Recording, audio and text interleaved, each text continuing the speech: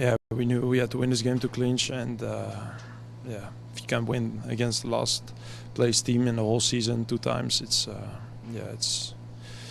I don't have word for that.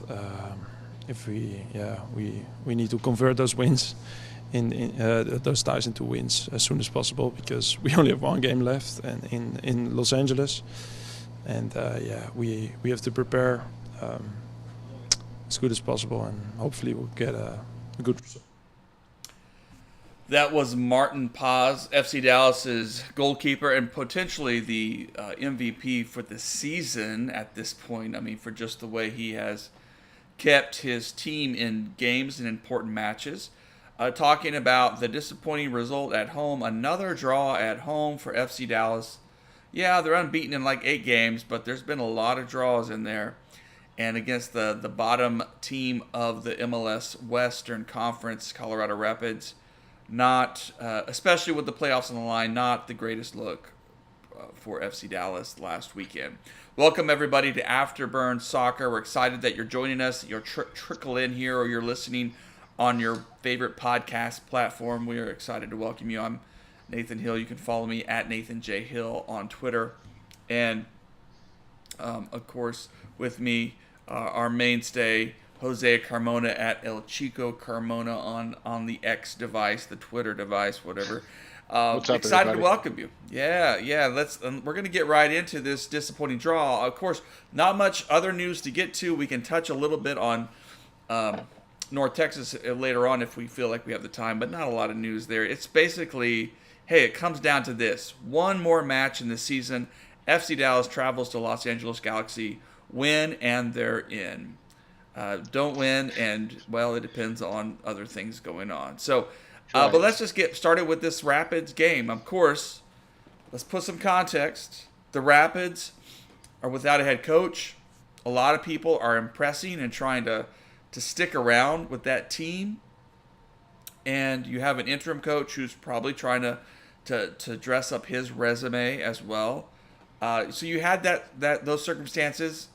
And Colorado loved nothing more to come in and get a point on the road as they look to close out their season. You forgot to add that they're Dallas's bogey team. So yeah.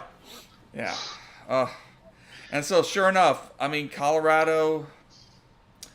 I mean, I don't think they played poorly at all. I mean, but there was large stretches of the game where they were just happy to defend and then maybe look for a counter. But to get that goal early, and it was just this unlucky bounce, scrappy off the crossbar, and then just some FC Dallas players not tracking back and not doing what they need to do. It just a disappointment, just another disappointment for this team. it's not unlucky when it keeps happening over and over and over again. San Jose, you allowed a goal right off the bat. Okay, they didn't allow a goal right off the bat against Colorado, but still inside of 25 minutes, you're down 1-0. And I'm sorry, but with both those matches, as soon as the other team scored first, you knew it was going to be a draw because you knew Colorado was going to basically sit back, defend, dare Dallas to break them down. And here's the thing, we have a misconception that Dallas can't break down that low block. They can break it down, but they can only break it down once. Asking them to score 2 goals against that kind of defense, it's not going to happen. And it doesn't happen. But they're good enough for a goal. And I'm sorry, as soon as Colorado scored, it was like, we all knew. You knew, I knew, everyone knew it was going to be a draw. Because Colorado was going to sit back, and you knew Dallas wasn't going to commit too much because they don't want to get caught on the counter. And so, there you go. 1-1. Murder, she wrote, as they say. Well, we did see, and here's the goal in question, which, yeah, I think you make a good point there. That, and we saw this with North Texas throughout the season, FC Dallas's sort of minor league team in essence, that a lot of talent, a game plan, a tactical setup that's pretty solid, um, but an ability just to give up goals in key moments that really are just dig yourself a hole that you have to struggle to get out of. To give up a goal like this against Colorado, who have been one of the worst teams in Major League Soccer this season, yeah, it's a hole. It's a hole the team has to figure their way out of. Now, granted, here we are. We're seeing Alan Velasco. For those watching video version of this, with a beautiful free kick, and just a great moment for him, being named one of the top under 22 players in the top U22 player in Major League Soccer.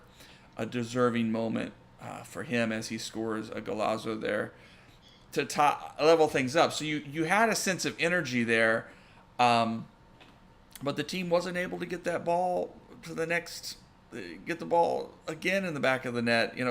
And you knew Colorado was going to come out in the halftime and just play that low block and just bottle things up and make life miserable for Dallas. So nice moment for Velasco to make this better than a loss, but yeah, it's disappointing that you had a whole second half and the team couldn't find the creativity or the spark to get the next goal. Well, here's the problem with that goal too. You're playing Colorado, who, despite everything that fighting for a job, this and that, not having a manager, a team like that, you want to make them fold. You want to score, and you want to make them basically self-implode. And by allowing them to score first, it has the opposite effect. It reinvigorates them. It gives them a, hey, we have a chance. Where if Dallas had scored first, it probably becomes an easy win. As the time ticks, Colorado eventually just gives up. So it's just painful that the team keeps making these mistakes. And I tell you, it was doubly painful for me because I actually watched this match with not one but two Colorado Rapids fans.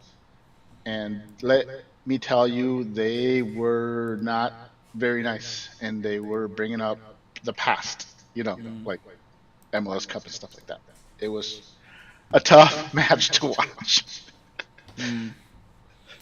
Yeah. I mean, we saw there Jesus had a ball go off the crossbar. I mean, Dallas had chances. They had opportunities to get the ball into dangerous spots, but just weren't able to, find that next pass. I mean, it was frustrating. There was a point where even the fans at home were booing the effort, were booing the terrible crosses. It wasn't a great moment to be an FC Dallas fan. FC short. You're the guy that's getting all the crosses is Obrian, and then Jesus is playing deeper and not in the box where he should be. And my goodness, yeah, it was tough to watch. But again, solid defensive team, good enough to score a goal. If they can ever figure out how to stop that, giving up a dumb goal a game, right, this team would be practically unbeatable. Instead, they shoot 1-0 win would have been fine Saturday night. It would have gotten the job done, And you brought it up, so I want to say congratulations to Alan Velasco, the third FC Dallas player in a row to claim the top spot on the MLS 22 under 22 with, of course, Pepe 3 years ago, Jesus last year, and now Velasco. And here's the thing is you have to ask, is there a fourth guy on this team that can pull that off? Yeah. And I'm going to tell you right now, the answer is yes. There is a player on this team that could potentially make it 4 years in a row, but not a guarantee. Things have to go his way. And I am talking about Mr. Kamungo, who basically has elevated his game to a point where, at this rate, there's no reason why he shouldn't be competing for a starting job next year. Not because he's MLS starter level player, but because of the players in front of him.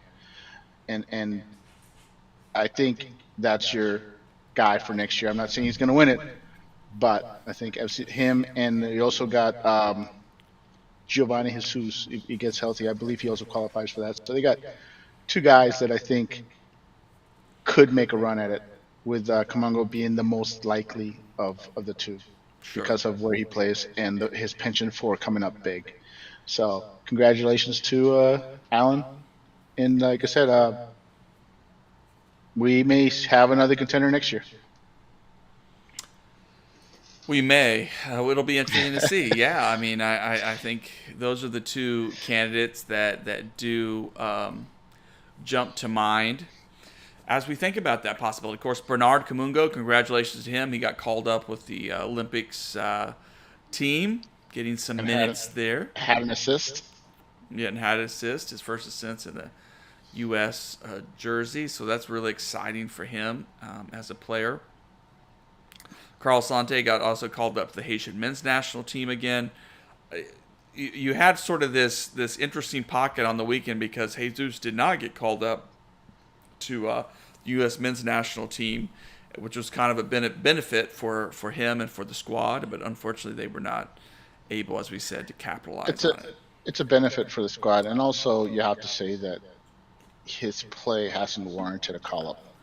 You know, ever since he came back from that previous call up, he's had that USMNT hangover that most FC Dallas players get. So I don't, well, we thought he may get called up. I don't think anyone was surprised that he did not get called up because his play hasn't really warranted it.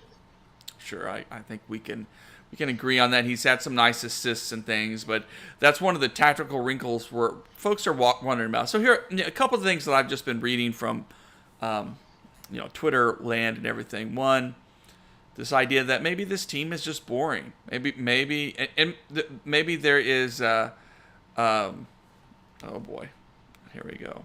They are boring this year. So. Yeah, we lost one. We lost to we drew. He's not wrong. He's not wrong. We didn't. But he's talking about the loss earlier this year. Yeah, which is true. They did actually lose to the Rapids. Mm-hmm. So I mean, one of the worst teams in the league. You played them twice, and you got 1 point to show for it. That can't happen. At least you got to have at least one win, right, at home, right? It's. And the team is boring. It's playing not to lose, and it's not. I mean, they've shown signs of wanting to win late in the game, but I think the last time I can think of where this team came out and looked like it wanted to come out and win from the get-go was the RSL game. The RSL game, first half, even though they allowed a goal again, they were actually, that was against the run of play. Dallas was aggressive from the get-go, and from whistle to whistle, they were the better attacking team. We haven't seen that since. We've seen it in spurts, and usually at the end of the game, when the team's trying to get all 3 points. But we haven't seen that for an entire match since RSL. Mm-hmm. The only match they've won actually all these drawish matches that they've had. Which was a big result for them, but a huge result, and likely when they make the playoffs, that's the match that's gonna actually have decided it. In all honesty, they don't get that win against RSL. We're not even talking about playoffs right now. Right. We're on the outside looking in. I mean, we're going to have time in the coming weeks, depending on how things unfold, to do some sort of post-mortems on this team and what went wrong. And we know that the injury glut over the summer just really hurt the team, as well as international call-ups and things. In the middle of the season. Really, a couple of those results, you turn around, you eke out a draw, and this team wouldn't be as desperate as they are right now. But that's some perspective. But every team's going to deal with that, I guess, and you still got to find a way to win, and especially when you are healthy and you have a chance to win multiple games at home to close out your season, and you can't. I, But are they desperate or are they actually playing the way they've been set up to play? I mean, I'm okay. sure the players want to win, but they're still trying to stay within the system that's in front of them, and that system calls for killing the game and winning it late. Except because they keep allowing that early goal, it's more like kill the game and draw it late instead instead of win it late. But let's face it, um, it's a draw coming against the Galaxy. I mean, Mm, um, right now, and I wish I would have seen this earlier, but your top four teams in the West when it comes to draws, if you look at all the teams with all the draws in the Western Conference, the top three are the top four actually, because FC Dallas is tied atop. Happen to be the three teams that FC Dallas played to finish the season: San Jose with 13, and then Colorado and the Galaxy tied behind them at 12. mm. So while we're all upset about the draws, at the end of the day, Dallas, who leads the West with the most draws, has played the other top three teams in the West that know how to get draws. Uh, so we'll win next time we play the Rapids. But Well, yes, here's yes, we'll here's be clean. Garrett Melser of FC Dallas is his breakdown today. We'll have a little a Q article coming out in the morning about this, but obviously you win, and at the very least, Dallas will qualify as the seventh or eighth seed, um, and in those scenarios, and so I think that's pretty much your standard there. Now, Dallas can still advance if they tie, if they have a draw at LA, and Portland loses to Houston, which I don't know, it could happen, I guess. Or San Win Jose and take lose care of it. or tie with Austin, or Kansas City and Minnesota tie each other. And so that last result is the one I think that could be, because both Kansas City and Minnesota need 3 points. So Yes. neither team is going to settle for a draw. They're going to push everything they can to try to equalize, to put themselves in position to grab a playoff spot. So one of them has to win if they're going to advance. But also Here's FC Dallas loses and San Jose loses to Austin and Kansas City and Minnesota tie, or Kansas City Minnesota tie, that Dallas can still make it in even with a loss. So some interesting well, scenarios there, right? I expect, and we should all expect, FC Dallas to get a draw against the Galaxy next match. I mean, let's face it, that's the very likely scenario. I do want to say that unlike all these other teams that FC Dallas has played, San Jose, um, well, Columbus, Atlanta, all these teams that they've been getting draws against, the Galaxy have a very porous defense. It's their offense that's been keeping them in the games. We're talking their draws aren't of the Dallas 0-0-1-1 type variety. They're the 3-3-2-2 type variety. So goals are going to be there for FC Dallas to score. So where usually FC Dallas allows one goal and is playing for the draw the rest of the match, that may not be the case against the Galaxy. You can allow a goal against the Galaxy, and their defense is not good enough to keep you out of from scoring. So there will be a chance to get 3 points against these guys. The question Mm-hmm. is, will Dallas go for it, or will they be happy to walk out of there with a draw? And we'll know, by the way, by how they're playing. We'll know, if Nico goes out there, his team comes out there and tries to kill the game right off the bat. You're like, okay, they're playing for the draw. They're playing for the draw and to win it late, which is what they do. And they're not about to change their stripes. Like I said, we can all hope that they remember what they did against RSL and bottle that up and unleash it. And I would prefer they come out aggressive and give up a goal than come out to kill the game and give up a goal. That's the difference. Is I don't have a problem with them allowing a goal if they themselves were the aggressor and got caught on the counterattack, as opposed to saying, "Man, we were playing safe, we're trying to kill the game, and we still allowed a goal," which is what's happened in a lot of the recent games. So I would say, hey, if you're gonna allow a goal in the first half, like you almost always do, go out there, try, be aggressive. Say, hey, we're probably gonna allow a goal. Let's go out there and get on top of this, get our rhythm, put up more than one goal in this match, and give ourselves a shot to actually walk out of there with a W. Good stuff. Yeah, I think we'll learn. We'll learn right away. And of course, I'm planning to be at the since I'm based in Southern California now. I will be hopefully at the Galaxy match at the stadium, covering the team firsthand, and we'll be able to kind of post some things on Twitter, maybe how they're looking as game time gets underway there. I question will be, will Kamungo be back? I think he will be. I'm not sure how Olympics camp, how long it lasts. I think he'll be back, but I don't think you can expect him to start. I think it would be nice to have him on the bench. He does bring that super sub quality that this team, frankly, lacks when he's not around. Mm. You know, of the players that can come off the bench and make something out of nothing, he's the guy you want.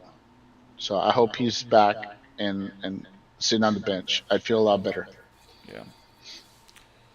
Good stuff. I'm hearing you and I'm feeling you about this idea that this game looks like a draw. And typically that's what you would take any day of the week in this league on the road. We'll see a lot. We'll learn a lot about this team, about their conversations, their tactical lineup this week, in how they come out of the gates and approach this game. Are they going to go and not leave any doubt, or are they going to manage the game and hope that they get that late winner, that they just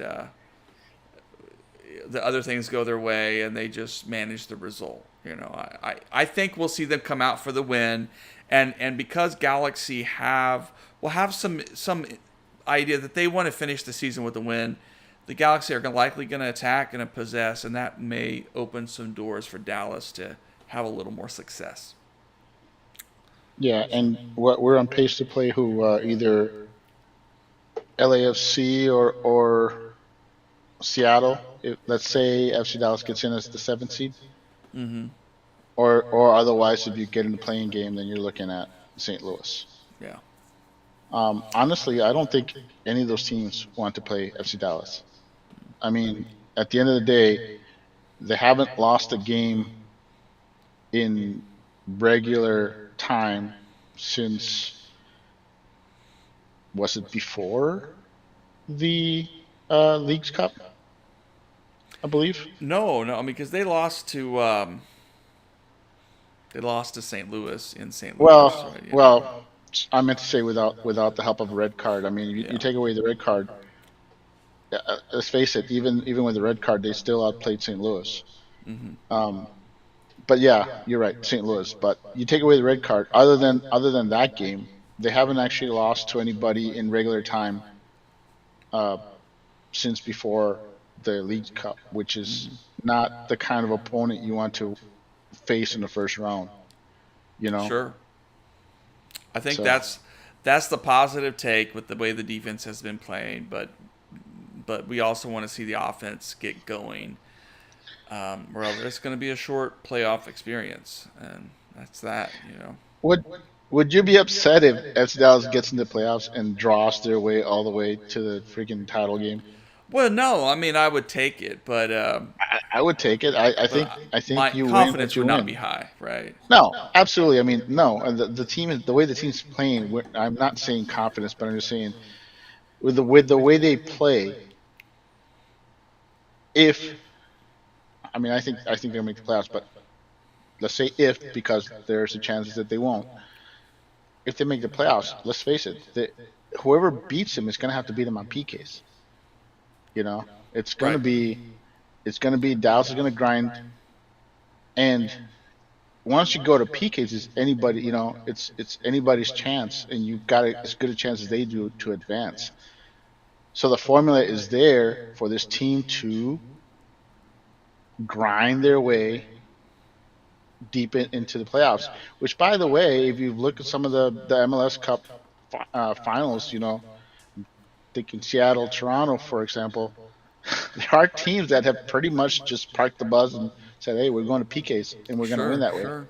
And they've done that, and nobody's held it against them, even though they've played that way all the way to the title game. So I'm just saying there is precedent for teams basically grinding their way to a title with a not so very sexy attack. So That'll be all right. It'll be fun. Well, I'm this, being overly optimistic, of course. yeah, you're being, but hey, I Way. mean, it's a game at a time, It's a game at a time. and in some ways, Dallas is built. If they can get into the playoffs, there'll be a very tough out against most any team they face.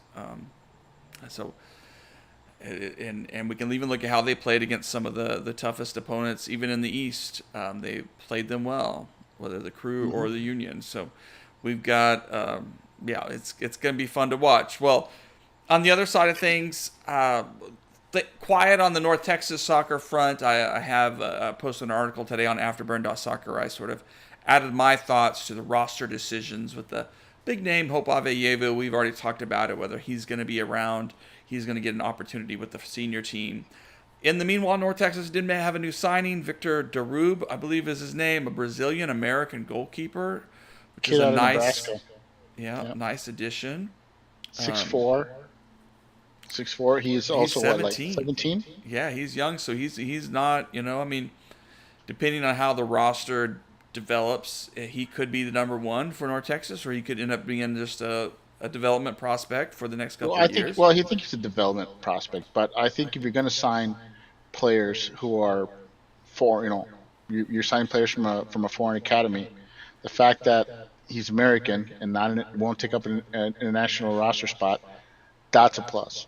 Plus, he's 17, which means he'll be 18 next year, which means he'll be able to play with the U19s if he's not playing for North Texas. And let's not forget we've got that new is it UPSL squad Mm-hmm. that's coming up. Uh, Perfect kind of signing for North Texas. Uh, a player that has upside, is still young, and he's like I said 6'4". That's a Right. good size for a goalkeeper. So, and let's face it, he's going to be a backup. Uh, so you don't lose anything in taking a gamble with this kid because you've got Carrera, and then hopefully they sign who, Mr. Eyestone. So if that happens, like I said, it's a win-win. And by the way, um, in the speaking of the Olympics, wasn't Schulte their starter, the goalkeeper? Remember, he was basically he was a draft pick for FC Dallas, and then went and played for Columbus Crew 2, and I'm Oh, fairly sure he's the same player that got called up to the Olympics team now. Uh, and I know a lot of us were like, was it Columbus Crew or Minnesota? It might have been Minnesota. I don't know. um, I'm getting confused, but I'm fairly sure he's the kid that we drafted and then released. And then people were like, well, why'd you let him go? But, I mean, FC Dallas has a surplus of goalkeepers, is the truth, in all honesty. Am I getting myself confused there? yeah, I'm I fairly don't know. sure. I'm looking up the. I realized I didn't even take a hard look at the training camp. Let's see. Patrick Schulte. Yeah, Name he does was not he was ring a a draft. bell. I'm fairly sure. Well, he wasn't a high draft pick. Interesting. American soccer player, Oh, he was Patrick selected by Schulte. the Crew, number 12th overall. So you may be getting your wires crossed there. I'm not Yeah, seeing I think I am getting crossed. as I look at the full scan, I'm but getting. no. I think I'm getting confused with somebody else. See, there you Yeah. go. That's what happens. But Tanner Tesman's the other FC Dallas player in the mix there. Yeah. Johan Gomez. I think I'm getting confused with the kid. I think the kid that we drafted actually ended up with Minnesota United, and I think that's where I'm getting them crossed. So And Brian Reynolds there. There Back you with, okay, well, that's interesting. that was a heavy FC Dallas contingent Yep, at the yep. at the Olympic, and then there was the Pan Am Games also was going on. I believe there was two more FC Dallas guys there. So yeah, man. Right. Yeah. Another, was it Urzua or well, good stuff. So FC Dallas still has their fingerprints out there, and there's some young players that are coming along for this team. But hey, Playing for other teams. Not it all FC comes Dallas. down to Saturday. It should be a lot of fun to watch. Let me see. When is kickoff for this? Because everything's coming at the same time. This is going to be one of those things where you can't. It's 6 o'clock. Actually, that's, I think, let me make sure. Is that my time or is that Central Standard Time? We'll find out here in just a second. Yeah, it looks like it's my time, 6:09, so 8 o'clock. Wow, it's going to be interesting. It's just going to be a big weekend, and we'll see if FC Dallas is up for it, if they're ready to turn the page and go into the playoffs with at least some good energy and an ability to score some multiple goals would be nice. But you got to get the win one way or another.